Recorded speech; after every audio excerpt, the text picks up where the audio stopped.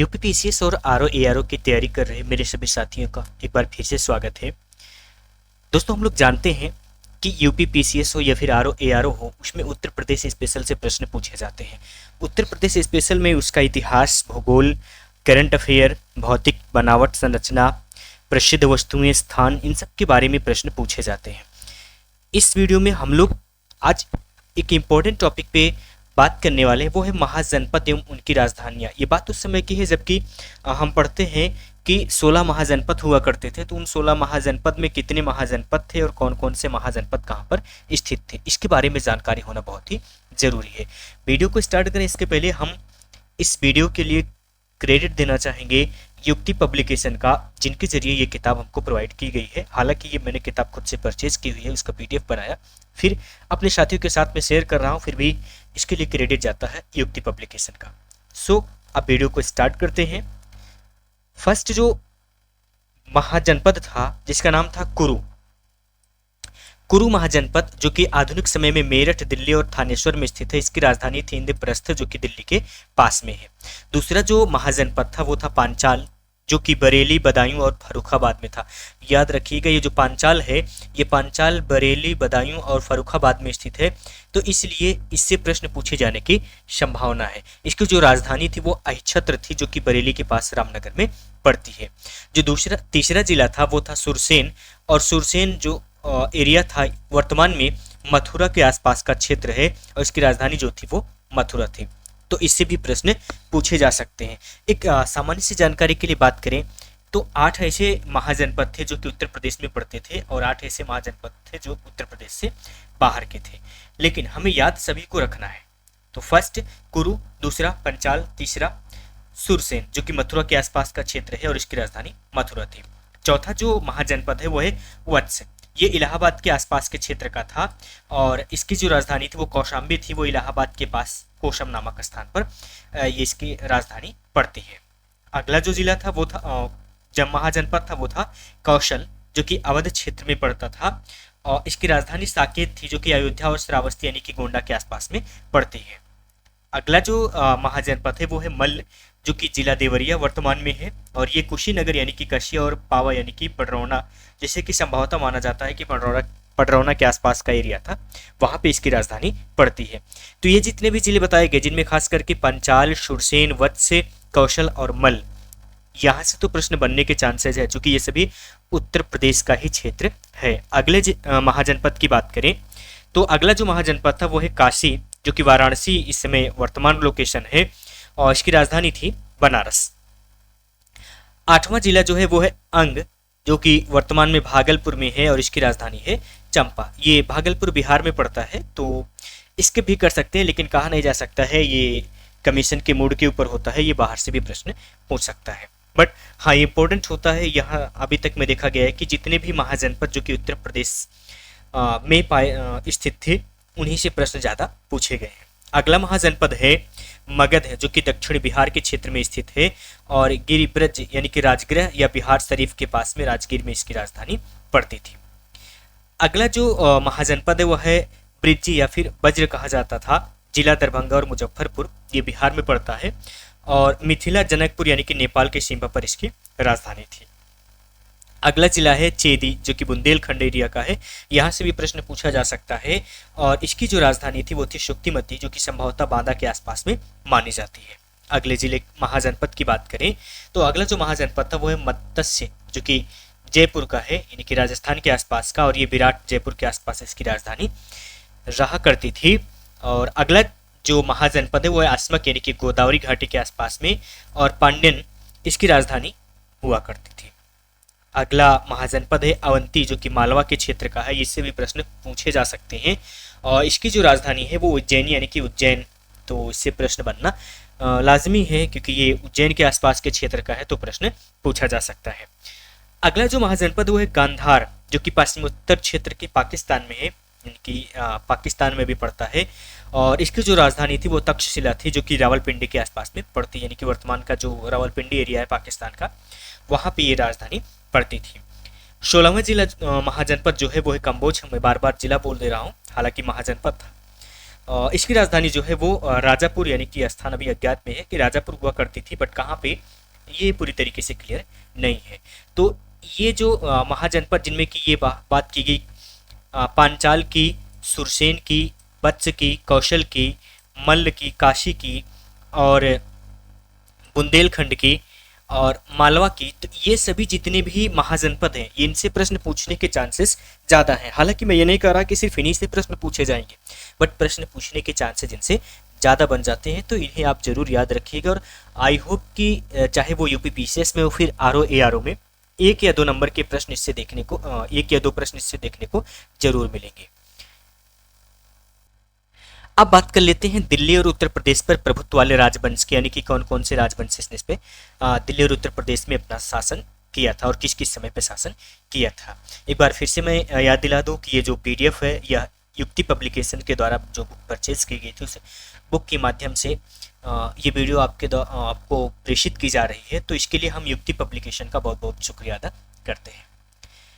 So first जो वंश की बात करें तो गुलाम वंश, जिसमें कि कुतुबुद्दीन ऐबक ने शासन किया और समय था 1206 से लेकर के 1290 ईस्वी के बीच में। दूसरा जो राजवंश रहा वो खिलजी राजवंश रहा, जिसमें कि फिरोज खिलजी ने शासन किया और ये 1290 से लेकर के 1320 ईस्वी के आसपास में इन्होंने शासन किया। और इसके बाद में तुगलक वंश ने भी शासन किया, जिसमें कि प्रमुख जो इसके संस्थापक रहे गियासुद्दीन तुगलक 1320 से लेकर के 1413 ईस्वी के बीच में इन्होंने दिल्ली और उत्तर प्रदेश के आसपास के क्षेत्रों में शासन किया। तुगलक वंश के बाद में सैयद वंश का शासन रहा, जिसमें खिज्र खां इसके संस्थापक रहे और 1414 से लेकर के 1451 ईस्वी के बीच में उत्तर प्रदेश और दिल्ली के आसपास वाले क्षेत्रों में इन्होंने शासन किया। ये इसलिए इंपॉर्टेंट बन जाता है कि इससे प्रश्न देखने को जरूर मिलते हैं, तो इसलिए इसे आप जरूर रिकॉल कर लीजिए, याद कर लीजिए, ताकि ये अगर क्वेश्चंस एग्जाम में आते हैं तो इन्हें आप सॉल्व करके आए, इनको लेकर के परेशान ना हो।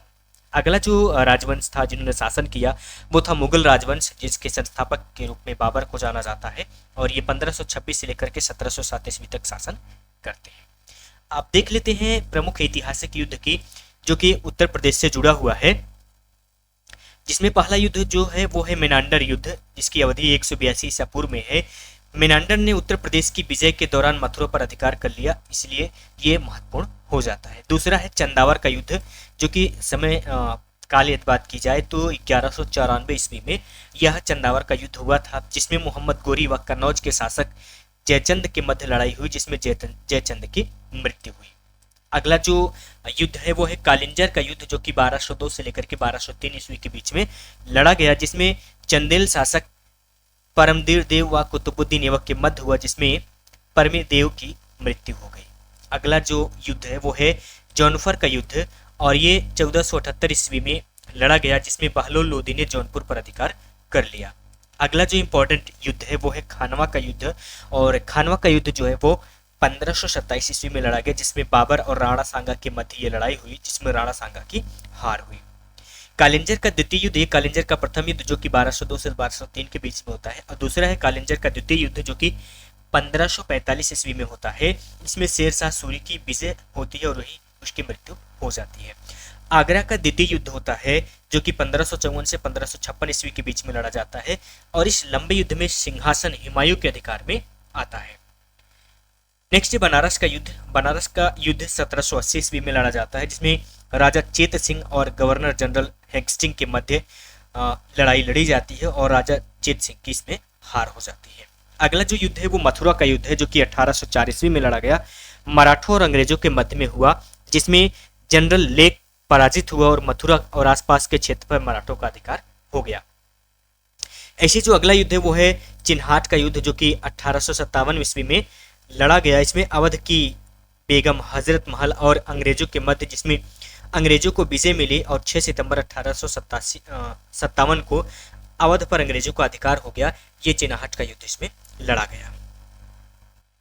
सो फ्रेंड्स, ये कुछ प्रमुख युद्ध थे जो कि उत्तर प्रदेश से जुड़े हुए थे। अब उत्तर प्रदेश में स्थित महत्वपूर्ण मध्यकालीन इतिहास में बनी जो मध्यकालीन समय की इमारतें हैं उन इमारतों को देख लेते हैं और उनकी स्थिति को देख लेते हैं। ये जो क्वेश्चंस आते हैं ये मैच कराने के लिए आते हैं या फिर दिए हुए होते हैं। एक तरफ में इमारतों का नाम होता है, दूसरी तरफ में स्थान या निर्माता होते हैं और उनमें से पूछ लिया जाता है कि इनमें कितनी इमारतें या उनके निर्माता या उनका स्थान सही सुमेलित है। 1, 2, 3, 4 या कोई नहीं, इस तरीके से प्रश्न पूछे जाते हैं। तो जो पहली इमारत है वो है जामा मस्जिद, जिसके निर्माता बाबर हैं और ये कहाँ पे स्थित है, तो ये संभल में स्थित है।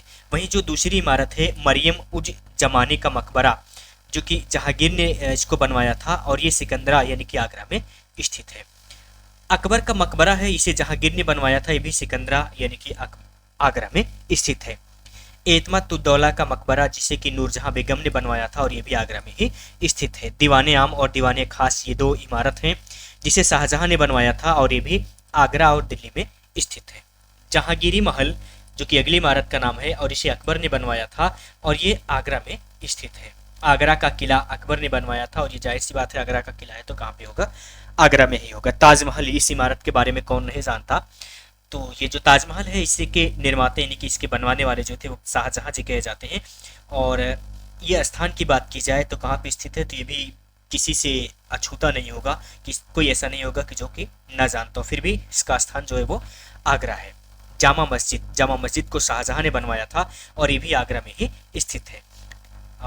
माफ कीजिएगा, जो जामा मस्जिद है, जामा मस्जिद को शाहजहां ने बनवाया था और ये आगरा और दिल्ली के बीच में स्थित है। एक है लाल दरवाजा मस्जिद, जो कि मोहम्मद शाह ने बनवाया था और ये जौनपुर में स्थित है। जामा मस्जिद एक हुसैन शाह सरकी ने बनवाया था, ये जौनपुर में है। और अटाला मस्जिद है, जिसे इब्राहिम शाह सरकी ने बनवाया था, ये भी जौनपुर में स्थित है।